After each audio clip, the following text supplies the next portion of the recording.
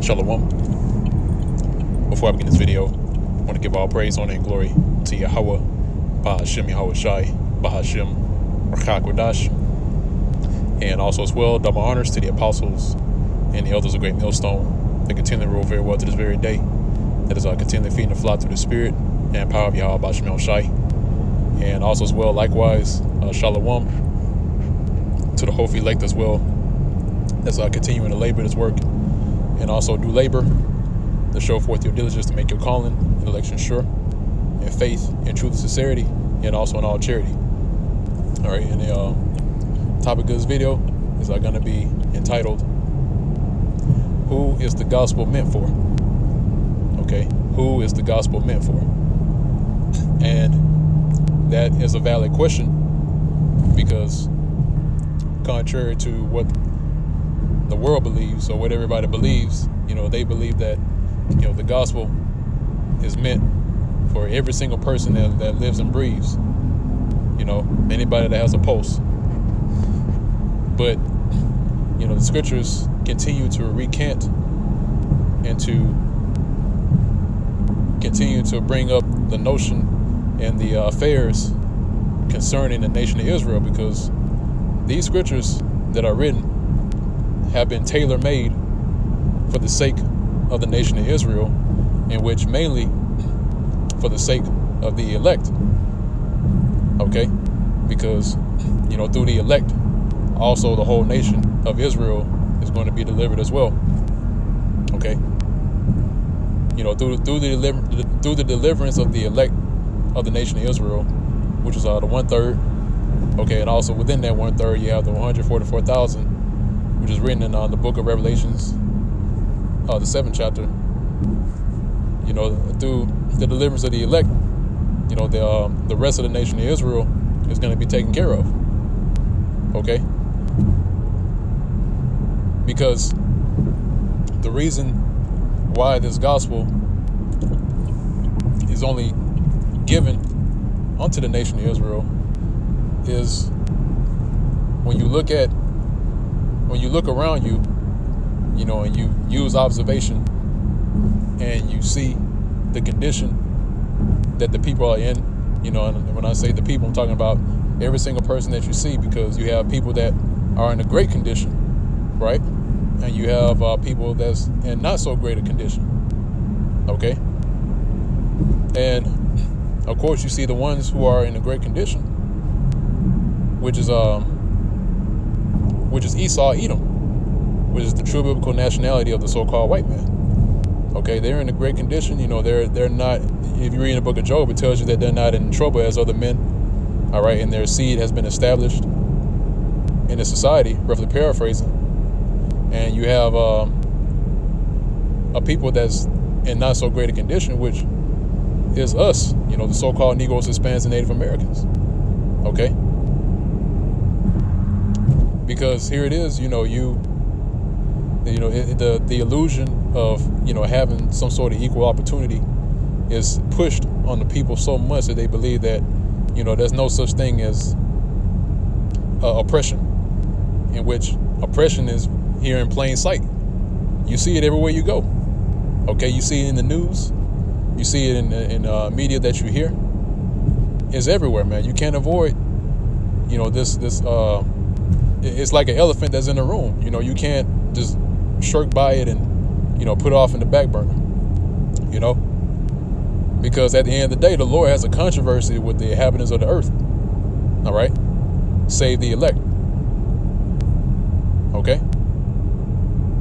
So that's why the gospel is only meant for a certain group of people, or a certain people in general, which again is the nation of Israel.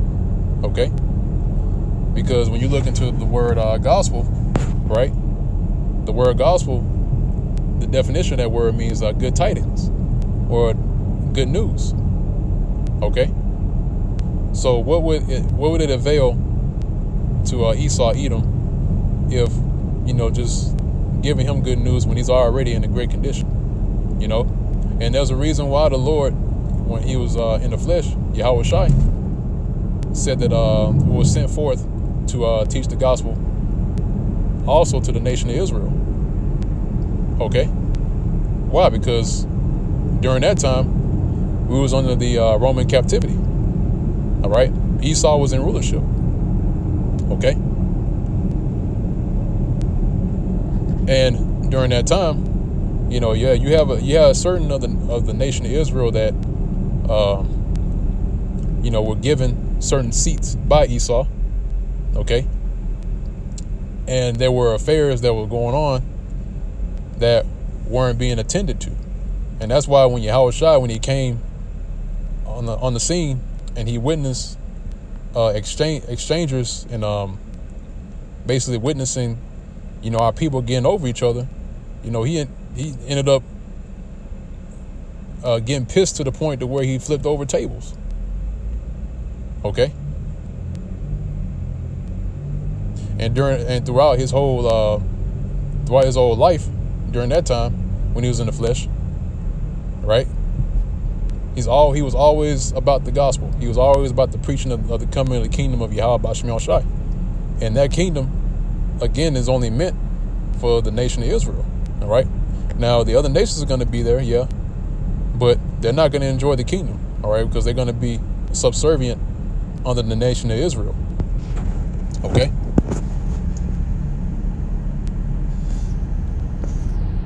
And, because we, right now, our people, they lost their heritage, okay? And again, through the elect of the nation of Israel, now we're coming back into our heritage, okay, through the spirit and power of Yahweh B'Shem Yahushai. So first, I'm going to grab this precept here, Slakia.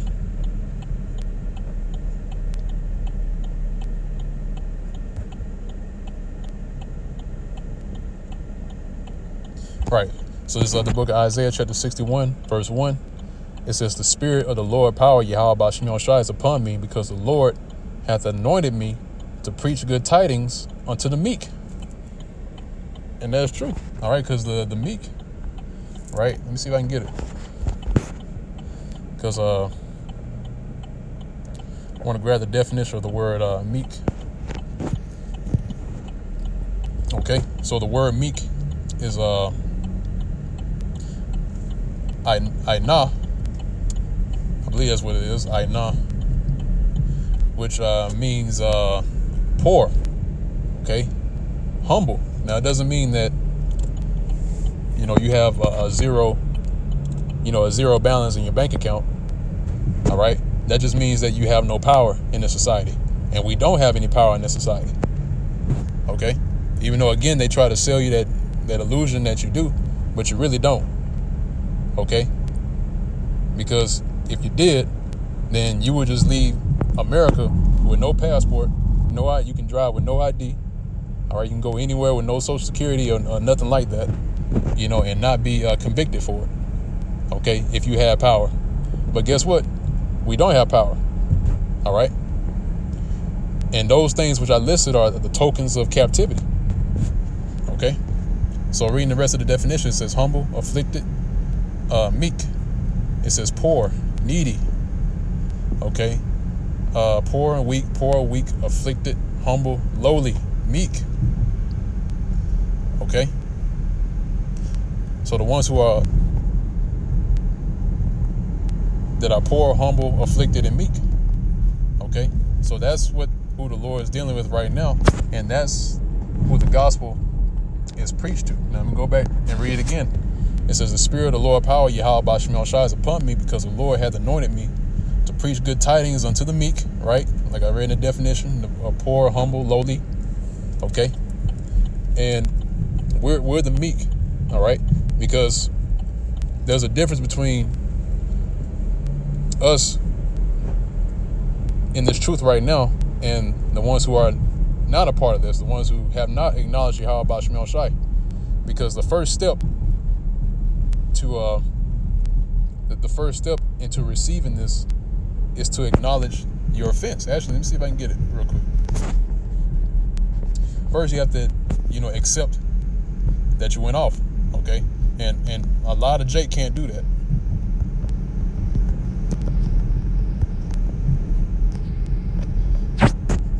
Let me see if I can find it real quick. Slakia.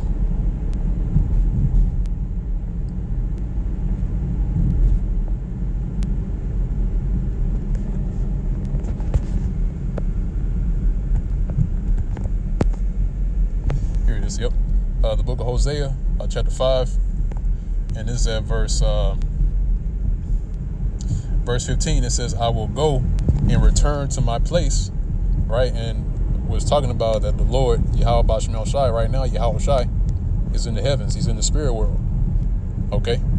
So he's there for the time being until we have acknowledged our offenses. And that's why all it takes, and when you read in the book of, I believe it's in the Chronicles, if I'm not mistaken. I might be wrong. Slakia. But it speaks about, actually, Slakia, I believe it's in either First Kings, I believe it's in First Kings, where it speaks about if all Israel as a collective, every single person of the nation of Israel were to turn left or to turn toward the east, Slakia, because the east was to my left. If all Israel were to turn to the east and call on Yahweh Bashem El Shai, he will come back at the snap of a finger. Okay? But guess what? All the nation of Israel don't believe. All right? There's only a select few that believe. And that's why the Lord separated the nation of Israel within itself. All right? You have the ones that believe and the ones that don't. All right? You have the elect, the 1/3. All right? You read about it in Zechariah chapter 13, verse 8. And you have the 2/3. Okay? Now, again, it says, "I will go and return to my place till they acknowledge their offense and seek my face." See? In their affliction, they will seek me early. So, in their affliction, right, when our people are facing harsh hell, which is coming, all right, Jeremiah chapter 30, verse 7, Jacob's trouble. Okay, when Jacob's trouble rears his head, our people are going to be afflicted on a whole nother level. This is going to be at there's a term used in the world called divine intervention. All right, because this affliction that they're going to go through is going to be divine. Okay, because Yahweh Bashem El Shai is the one who's going to bring the drama. He's the one who's going to allow this to come to pass. Okay, so in their affliction, they're going to seek him early, in which that word early means diligently. Okay, so in their affliction, they're going to be seeking after Yahweh Bashem El Shai in their diligence, man. Okay, but it also tells you in the book of Proverbs, the 1st chapter, all right, and that they're going to seek the Lord early or diligently, but they're not going to be able to find him. Okay, so again, that's the first step towards receiving the gospel. All right, to acknowledge the offense. Okay, and we all offended one way or another. All right, and we still do. All right, whether we want to or not. All right, and when I say that, I'm talking about, there's still, certain things that we may go off on, because it tells you that a righteous man falls 7 times, right? But the thing is that he gets back up. Okay. But what it takes is acknowledgement, all right? And acknowledgement can come in the form of doing what we're doing right now, teaching the word, all right, doing the work, okay? Basically obeying the words of Yahweh Bashem El Shai. That is how you acknowledge your offense, okay? It's one thing to say that, the so-called white man, Esau this, Esau that, in which, yeah, Esau is going to do his thing, okay? But at the same time, we're in a process of becoming perfect, because that's what the Lord is seeking right now, okay? So, reading on, it says, he hath sent me, continuing at verse 1, he has sent me to bind up the brokenhearted, to proclaim liberty to the captives, in the opening of the prison to them that are bound. Okay, so we're sent forth to bind up the brokenhearted, man. Okay, and what it means by binding up the brokenhearted is basically in a roundabout way, you know, if I can use this term, is basically to give peace of mind, basically a sense of comfort. And the way that comfort comes is by this word, okay? Basically having answers, man, because at the end of the day, that's what Jake really wants. They really want answers, okay? And there are, you know, things which we say which are of the truth, which they can't accept, even though that it's the correct answer, right? And it's the answer that they need, but yet they don't take that answer, or they don't accept that answer, okay? So we know it says to proclaim liberty to the captives, right? Freedom, okay? And the opening of the prison to them that are bound, okay? To proclaim the acceptable year of the Lord Yahweh Ba'Shem Yahushai in the day of vengeance of our power, to comfort all that mourn. Okay, you see that? Because right now we're in a time of mourning, okay? And that's what the Lord is even said in the scriptures, that we are to return to the Lord with fasting and weeping, okay? But I'm going to go on from there. I'm going to grab this last precept. Let me get the book of Hebrews chapter 4, and this is at verse 2. It says, for unto us was the gospel preached. All right. Now, I know I called out the definition of the word gospel, but, you know, let me get it just for edification's sake. So the word gospel in the Greek is I'm not going to try to pronounce that, angelizo. I believe that's how you say it.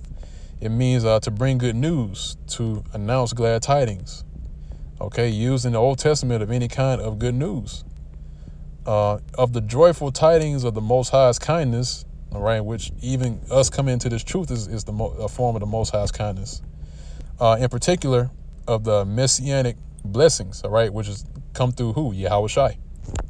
All right. In the New Testament, used especially of the glad tidings of the coming kingdom of the Most High, and of the salvation to be obtained in it through Yahushai HaMashiach, and of what relates to this salvation. Okay. Right.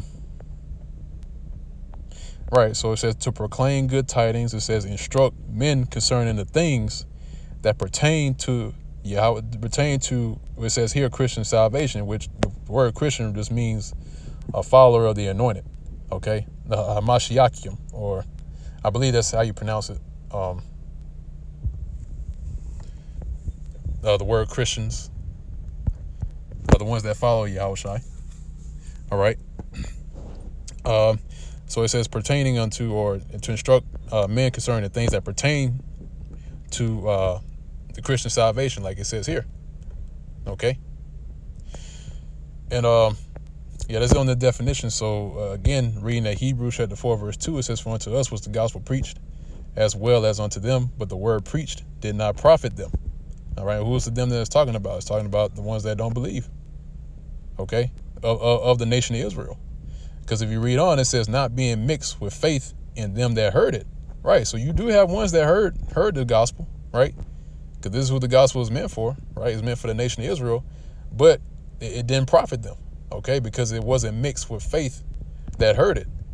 In other words, they didn't believe. Okay, they don't believe that America's going to be destroyed. They don't believe that, you know, society is going to crash. They think it's going to continue forever.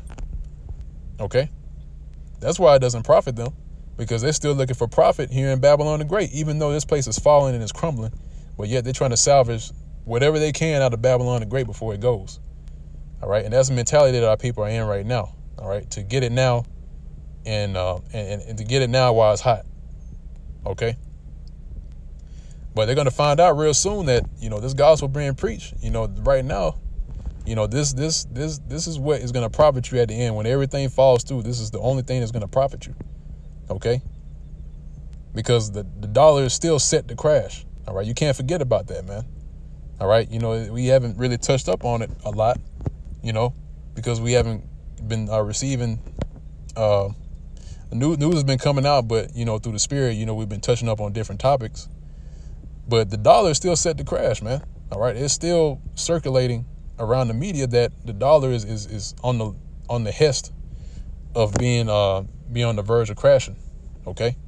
And then when that happens, you know, the people are not going to know what to do. Okay? And guess what? They're going to come with that solution. And that solution is going to be what? The microchip, the mark of the beast. Okay? And a lot of our people are going to get caught up in that. All right? But I'm going to go ahead and end off on that note. Lord's will is edifying to the elect of the nation of Israel. And again, I want to give all praise, honor, and glory to Yahweh, Ba'ashem Yahushai, Ba'ashem Rachakodash, and our double honors to the apostles and the elders of Great Millstone that continue to rule very well to this very day.